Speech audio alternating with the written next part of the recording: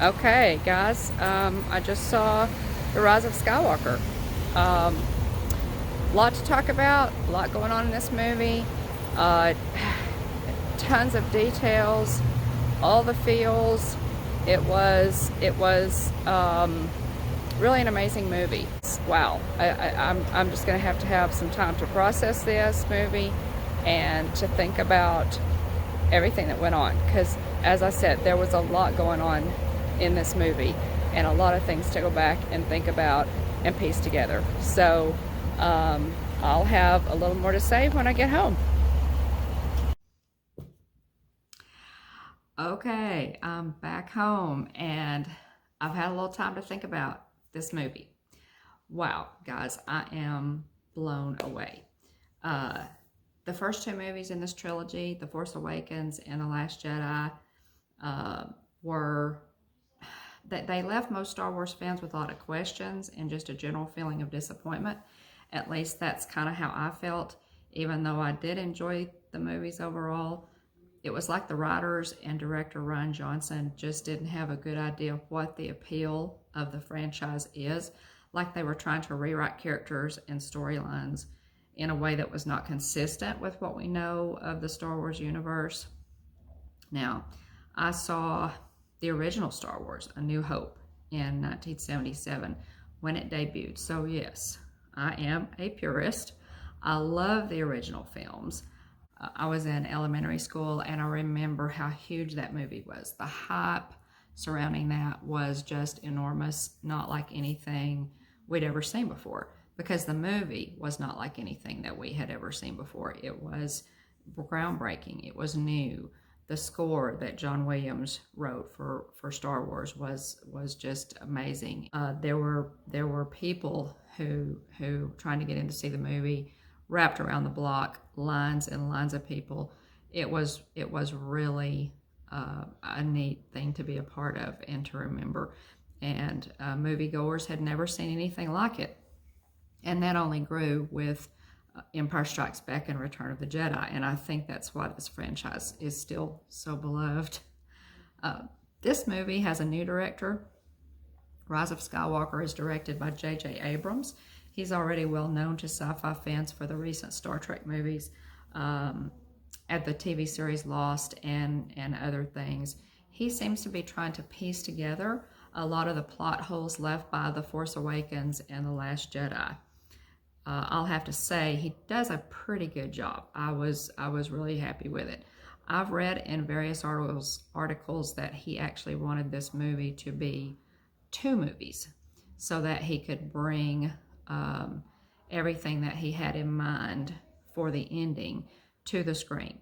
Disney said no, they wanted it to stay a trilogy, and so that's what they did.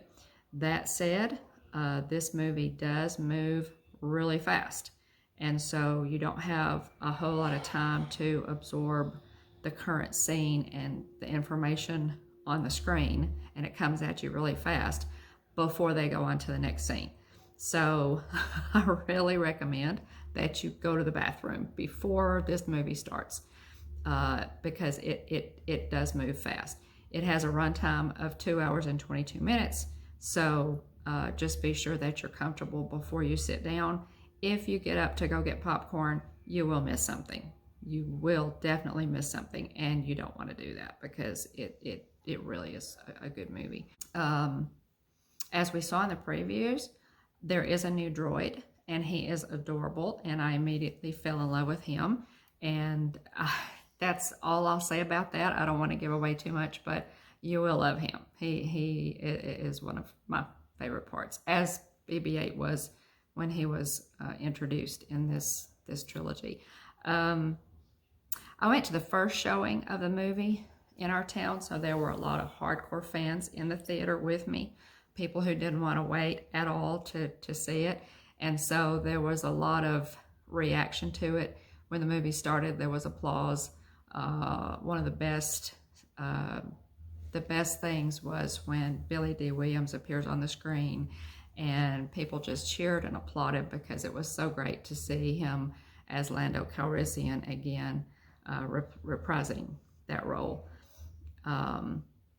of course, it's emotional seeing Carrie Fisher and Mark Hamill, and they get you more than once with the nostalgia and the feels, and I think you're gonna like the way they wrap it up. I was pleased. It deals with a lot of questions that we had. Who is Rey? What happens with the romance between her and Kylo Ren? I think J.J. Abrams does a good job of plugging plot holes there. To wrap this up, I loved it so much more than the first two movies. I think you will too. If you haven't seen it, leave a comment and let me know if you liked it. Did they do a good job of closing out the trilogy? Was there more that you would like to see? Be careful about spoilers in the comments, but let me know what you're looking for in this movie. Who is Rey? Who do you think Rey is? Let us know in the comments how you like it, if you haven't seen it or if you have seen it. We appreciate you watching this video, and we hope to see you again. Thanks for watching. Appreciate it, guys. Bye. As always, we hope you've enjoyed this video. Please click that like button and subscribe, and don't forget to leave a comment. All of those things really help our channel. You can also follow us on Facebook, Twitter, and Instagram. We're the Hitchhiking Bones. Thanks so much for watching. Have a magical day, everybody, and hurry back.